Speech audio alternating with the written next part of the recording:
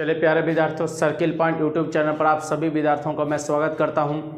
GK जेस के इस श्रृंखला में एक बार फिर से मैं एम चक्रवर्ती आप सभी विद्यार्थियों का स्वागत कर रहा हूं। मैं उम्मीद करता हूं कि आप सभी स्वस्थ होंगे और अपने परीक्षाओं की तैयारी में लगे होंगे। तो चलिए बच्चों, हम लोग बढ़ते हैं आज के ऑब्जेक्टिव 20 प्रश्नों के साथ। और आज साथ में ध्यान दीजिएगा कथक नृत्य, ध्यान दीजिएगा कथक नृत्य जो कि उत्तर भारत का शास्त्रीय नृत्य है, उससे संबंधित सभी फैक्ट को देखने वाले हैं। और आज साथ में हम लोग देख रहे हैं शुरुआत में 20 ऑब्जेक्टिव प्रश्न। तो चलिए बढ़ा जाए। आज का पहला प्रश्न क्या कहता है देखेंगे। हिंदू विधवा पुनः विवाह अधिनियम कब पारित हुआ था? हिंदू विवाह है ना, हिंदू विधवा पुनः विवाह, ठीक है, यह पारित हुआ था 25 जुलाई 1856 को। हिंदू विधवा पुनः विवाह कब पारित हुआ है? 25 जुलाई 1856 को। इस समय भारत के गवर्नर हैं लॉर्ड कैनिंग। कौन है? Lord Canning. और किनके प्रयास से पूछेगा था? ईश्वर चंद्र विद्यासागर। बहुत ध्यान से एक क्वेश्चन को ध्यान रखिएगा। हिंदू विधवा विवाह पुनः विवाह जो कानून लाया था लॉर्ड कैनिंग लाया था, किनके प्रयासों से? तो भारतीय व्यक्ति का नाम है ईश्वर चंद्र विद्यासागर, ईश्वर चंद्र विद्यासागर। और सती प्रथा का अंत किए थे राजा राम मोहन राय डलहौजी के शासनकाल में। अगला, किस स्थान को 1661 ईस्वी में, किस स्थान को 1661 ईस्वी में पुर्तगालों द्वारा दहेज स्वरूप अंग्रेजों को दिया गया? पुर्तगाल के द्वारा दहेज स्वरूप किसको दिया गया? अंग्रेजों को दिया गया, बॉम्बे को। बॉम्बे को 1661 ईस्वी में पुर्तगाल ने अंग्रेज को किस रूप में दिया था? दहेज के रूप में दिया था, याद रखेंगे फैक्ट। सीरिया का राजदूत डायमेकस किस मौर्य शासक के दरबार में आया था? तो बिंदुसार। तो सीरिया के राजा थे एंटियोकस। तो एंटियोकस का दूत बनकर डायमेकस आया था बिंदुसार के दरबार में, बिंदुसार के दरबार में। अब ध्यान दीजिएगा, यहीं पर आपसे क्वेश्चन पूछेगा कि मेगास्थनीज का उत्तराधिकारी किसे कहा गया? डायमेकस को। मेगास्थनीज का उत्तराधिकारी किसे कहा गया? डायमेकस को। बिंदुसार सीरिया के राजा एंटियोकस से क्या मांगने का अनुरोध किया था? तो याद रखेंगे अंजीर, शराब और एक दार्शनिक। अंजीर, शराब और एक दार्शनिक। बिंदुसार को अमित्र घात के नाम से भी जाना जाता है। बिंदुसार को किस नाम से? अमित्र घात के नाम से जाना जाता है। बिंदुसार के समय में कहाँ विद्रोह हुआ था जिससे दबाने के लिए अपने पुत्र सुसीम को और बाद में अशोक को भेजा? तो तक्षशिला में। कहाँ हुआ था विद्रोह? तक्षशिला में। किस विद्वान के अनुसार बिंदुसार को 16 राज्यों का विजेता बताया गया है? तो बौद्ध विद्वान तारानाथ के अनुसार बिंदुसार को 16 राज्यों का विजेता बताया गया है। और बिंदुसार मौर्य वंश का दूसरा शासक, पहले शासक चंद्रगुप्त मौर्य, चंद्रगुप्त मौर्य का बेटा हुआ बिंदुसार। ये ध्यान रखेंगे फैक्ट। कुबत उल इस्लाम मस्जिद किसने बनवाया था? तो कुबत उल इस्लाम मस्जिद कौन बनाया? कुतुबुद्दीन ऐबक ने। और 2.5 दिन का झोपड़ा भी आप साथ में याद रखेंगे। 2.5 दिन का झोपड़ा भी कौन बनाया था? कुतुबुद्दीन ऐबक। और गुलाम वंश का यह संस्थापक था। किरोड़ी शब्द किसकी प्रशासनिक व्यवस्था में राजस्व अधिकारी के लिए प्रयोग किया जाता है? किरोड़ी शब्द, ठीक है, याद रखेंगे। शेरशाह सूरी, किसके? शेरशाह सूरी। और शेरशाह सूरी से ध्यान रखेंगे, ये हुमायूं को हराकर बिलग्राम या कन्नौज के युद्ध में, जो 1540 ईस्वी में बिलग्राम या कन्नौज का युद्ध हुआ था, उसमें हुमायूं को हराकर, ठीक है ना, ये सत्ता हासिल किया था। और एक चीज़ याद रखेंगे, शेरशाह सूरी का मकबरा पूछेगा कहाँ? तो आप बोलेंगे सासाराम बिहार में, सासाराम बिहार में। शेरशाह का मृत्यु हुआ था कालिंजर के जीतने के क्रम में 1545 में। शेरशाह सूरी का बचपन का नाम था क्या? फरीद खां। क्या नाम था? फरीद खां।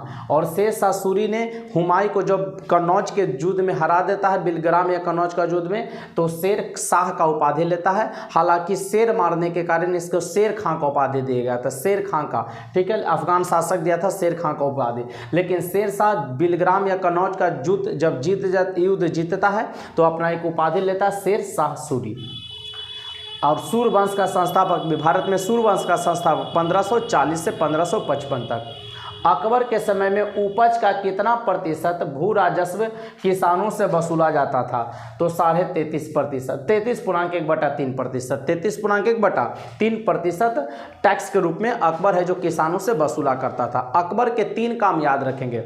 दास प्रथा का अंत याद रखेंगे, ठीक है, दास प्रथा का अंत किया, जजिया कर समाप्त किया, ठीक है, जजिया कर, और तीर्थ यात्रा कर समाप्त किया था। दास प्रथा, तीर्थ यात्रा और जजिया कर समाप्त किया था।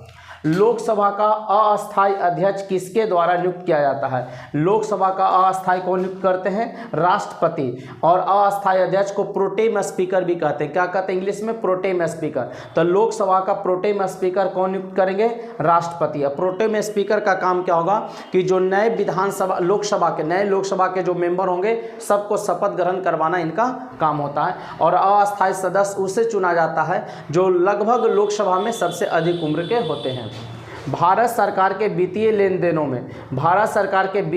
देनों में लेखाकरण के लिए कौन जिम्मेदार होता है? तो वित्तीय लेन देन में लेखाकरण के लिए जो जिम्मेदार होगा नियंत्रक एवं महालेखा परीक्षक, किसी को शॉर्ट में कैग कहते हैं, controller editor general of India CAG कहते हैं। अब ध्यान देखिएगा, ये भारत सरकार का संसदीय प्रहरी कहा गया। संसदीय प्रहरी किसे कहेंगे? नियंत्रक एवं महालेखा परीक्षक को। और भारत के सभी लेखा प्रणालियों का प्रधान कौन होगा? तो महालेखा परीक्षक, नियंत्रक एवं महालेखा परीक्षक। और इसका नियुक्ति कौन करते हैं? राष्ट्रपति। नियुक्ति कौन करेंगे? राष्ट्रपति करेंगे। उसके बाद आपसे पूछ देगा नियंत्रक एवं महालेखा परीक्षक का कार्यकाल कितना होता है? तो 6 वर्ष या 65 वर्ष की आयु तक, 6 वर्ष या 65 वर्ष की आयु तक। और संसदीय प्रहरी कैसे संज्ञा दिया गया है? फिर पूछेगा कि लोक लेखा समिति के प्रतिवेदन का जांच करना किसका काम होगा? तो नियंत्रक एवं महालेखा परीक्षक है जो लोक लेखा समिति के प्रतिवेदन का जाँच करते हैं। सोना पानी लघु जल विद्युत परियोजना, बहुत इंपॉर्टेंट है, ध्यान रखेंगे। सोना पानी लघु जल विद्युत परियोजना किस राज्य का है? तो मेघालय राज्य का। किस राज्य का? मेघालय राज्य का। चलिए बच्चों 10 नंबर क्वेश्चन देखा जाए। भारत के किस राज्य में विश्व का सबसे बड़ा थोरियम भंडार मौजूद है? तो केरल में। सबसे बड़ा जो थोरियम भंडार है वो कहाँ है? केरल में, याद रखेंगे। सबसे बड़ा थोरियम भंडार पूछेगा तो केरल में। भूमध्य रेखा के निकट किस तरह के वन पाए जाते हैं? तो उष्णकटिबंधीय वन। भूमध्य रेखा के निकट, ठीक है, भूमध्य रेखा को आप विषुवत रेखा भी कह सकते हैं, जो पृथ्वी को 2 बराबर भागों में बांटती है, 0 डिग्री अक्षांश के नाम से जाना भी जाता है। उष्णकटिबंधीय वन पाए जाते हैं। भूमध्य रेखा के आसपास में कैसे वन पाए जाएंगे? उष्णकटिबंधीय वन पाए जाएंगे, याद रखेंगे। पर्यावरण संरक्षण, बच्चों बहुत इंपॉर्टेंट क्वेश्चन है। पर्यावरण संरक्षण आंदोलन में सहायक पुस्तक साइलेंट स्प्रिंग के लेखक है, ठीक है। सहायक आंदोलन में सहायक जो पुस्तक है साइलेंट स्प्रिंग के लेखक कौन थे? रसेल कार्सन, ठीक है, रसेल कार्सन है। पर्यावरण संरक्षण आंदोलन में सहायक पुस्तक का नाम है साइलेंट स्प्रिंग। अब पर्यावरण दिवस पूछेगा, विश्व पर्यावरण दिवस कब मनाते हैं? तो आप याद रखिएगा 5 जून को। राष्ट्रीय चंबल वन्य जीव अभयारण्य किन 3 राज्यों में है? राष्ट्रीय चंबल वन्य जीव अभयारण्य 3 राज्यों में पूछता है। वो 3 राज्य है राजस्थान, मध्य प्रदेश और उत्तर प्रदेश, ये भी याद रखेंगे। अपने प्रदूषकों के कारण कौन सी नदी जैविक मरुस्थल कहलाती है? प्रदूषकों के कारण, प्रदूषण के कारण कौन सी नदी जैविक मरुस्थल कहलाएगी? दामोदर। और दामोदर पश्चिम बंगाल का, और पश्चिम बंगाल का शोक भी कहा गया। क्या किस नदी को पश्चिम बंगाल का शोक कहते हैं? तो दामोदर नदी को, ये भी याद रखेंगे। शरीर में हीमोग्लोबिन का कार्य पूछ रहा। शरीर में हीमोग्लोबिन का कार्य क्या है? ऑक्सीजन का परिवहन करना, ऑक्सीजन का परिवहन करना, यह काम होगा। डीसीएम ट्रॉफी किस खेल से संबंधित है? डीसीएम ट्रॉफी फुटबॉल से। डीसीएम ट्रॉफी किस खेल से संबंधित है? कप और ट्रॉफी भी ध्यान रखेंगे, परीक्षाओं में पूछे जाते हैं तो थोड़ा सा ध्यान रखेंगे। डीसीएम ट्रॉफी किस खेल से संबंध रखेगा? तो फुटबॉल से। नेट वेस्ट ट्रॉफी किस खेल से संबंधित है? क्रिकेट से। नेट वेस्ट ट्रॉफी पूछेगा किस खेल से संबंधित होगा? तो वो क्रिकेट से है। सर्वप्रथम राजीव गांधी खेल रत्न पुरस्कार किस क्रिकेटर को दिया गया था? राजीव गांधी, ठीक है ना। राजीव गांधी खेल रत्न माने खेल के क्षेत्र में सबसे बड़ा पुरस्कार होता है राजीव गांधी खेल रत्न पुरस्कार। हालांकि ध्यान दीजिएगा, राजीव गांधी खेल रत्न पुरस्कार को अब नाम बदल कर रख दिया गया मेजर ध्यानचंद खेल रत्न पुरस्कार। मेजर ध्यानचंद खेल रत्न पुरस्कार, लेकिन जब दिया गया तो उस समय नाम था राजीव गांधी। तो सचिन तेंदुलकर को किसे दिया गया? सचिन तेंदुलकर को दिया गया। पूछ सकता है कि राजीव गांधी खेल रत्न पुरस्कार का नाम क्या कर दिया गया? तो मेजर ध्यानचंद खेल रत्न पुरस्कार कर दिया गया। पत्ता गोभी का कौन सा भाग खाया जाता है? तो वनस्पति कालिका।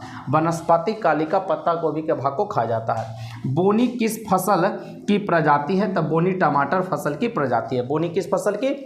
टमाटर की प्रजाति है। तो बच्चों ऑब्जेक्टिव 20 प्रश्न को हम समाप्त करके अब कथक नृत्य से जुड़े जो भी प्रश्न हैं जो परीक्षाओं में पूछे जाते हैं उसको चलिए हम लोग देख लेते हैं एक नज़र, उससे जो भी हो।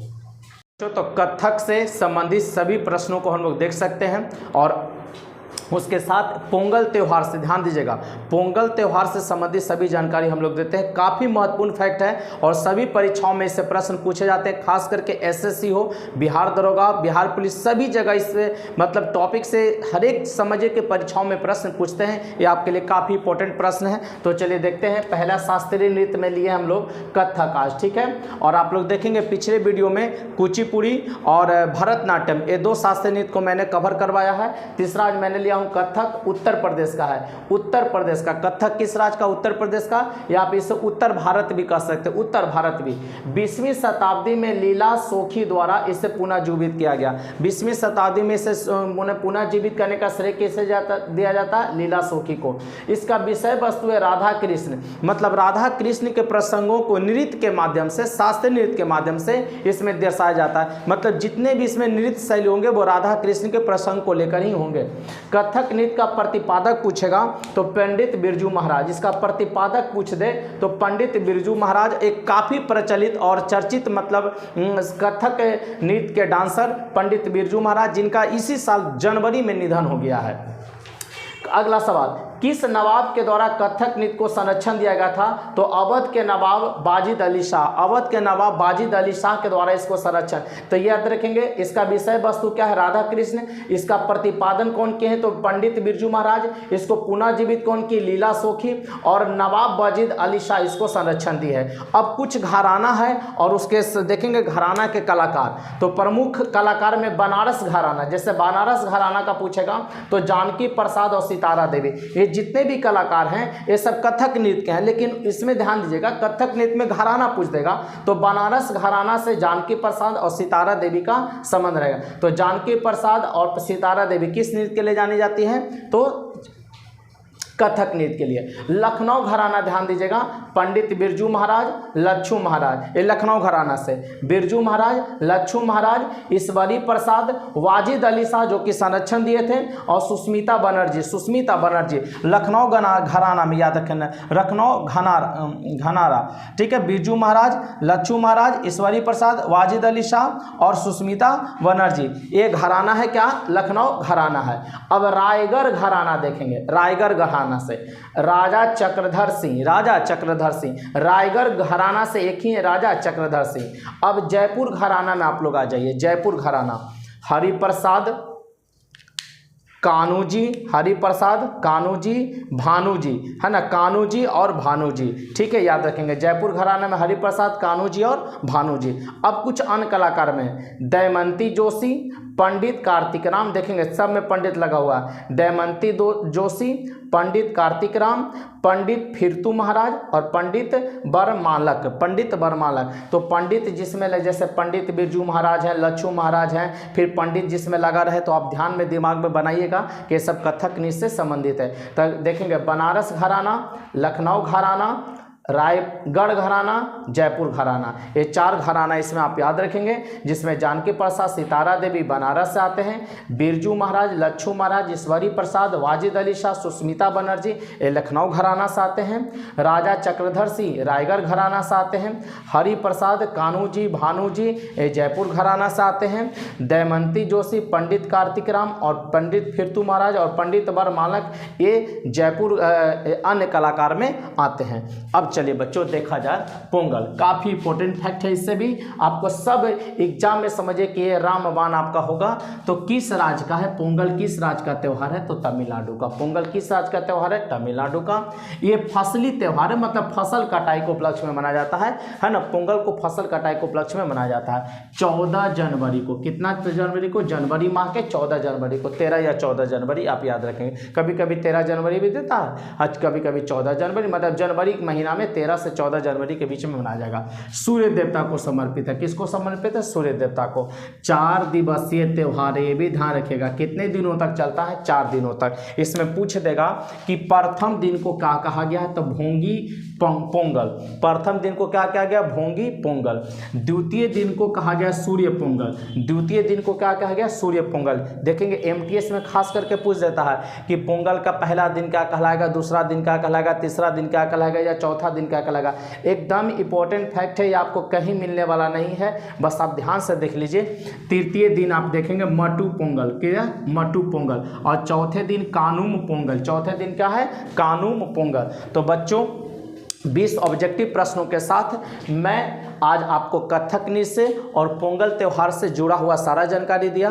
तो मैं उम्मीद करता हूं सभी बच्चे इससे आप लाभ उठाएंगे, और वीडियो अगर पसंद आया हो मेरे प्यारे बच्चों, मेरे प्यारे विद्यार्थियों, तो आप इसे ज़्यादा से ज़्यादा लाइक भी करें और अपने विद्यार्थियों के बीच, अपने दोस्तों के बीच, अपने साथियों के बीच शेयर भी करें, जिससे आपका चैनल आगे बढ़ सके। ठीक है, तो बच्चों बस आज के लिए इतना ही। मिलते हैं कल के क्लास में बेहतरीन टॉपिक के साथ। तब तक ले जय हिंद, जय भारत, बेस्ट ऑफ लक।